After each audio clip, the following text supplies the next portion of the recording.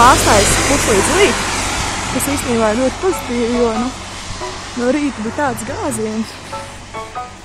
Es domāju, ka vispārībā līdz Krimondai nokļūt būs ļoti sarežģīti un Draganai, līdz Krimondas vidusskolai. Taču esmu priecīga, ka esmu nokļūst līdz šejienai un ceru, ka es vēl nekavēju pārāk.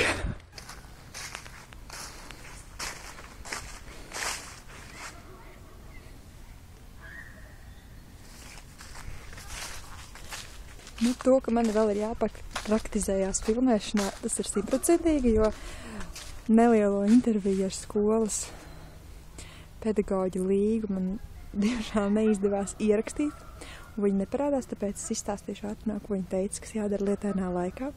Lietainā laikā vajag izbaudīt mirkli, ka tu esi telpā, un tā lietas skaņa ir tik mistiska un patīkama. Un šobrīd īstenībā esmu jau pabeigusi nodarbības, un paldies Līgai par nelielo interviju, ko es neesmu iefilmējusi līdz galam, nospiežot nepareizo pogu. Taču, jebkurā gadījumā ļoti foršs laiks pavadīts Krimondā, un, kā redzams, šodien jau laiks uzlabojies un ir daudz reizi labāks nekā no rīta.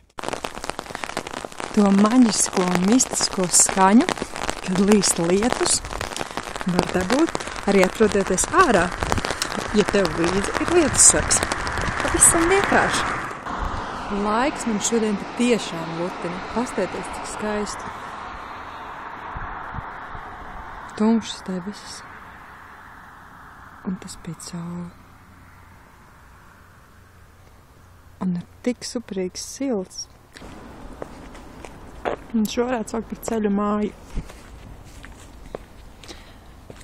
Kā arī ceļu uz priekšu. Tātad uz tikšanos nākamajā korespondencē. Atā!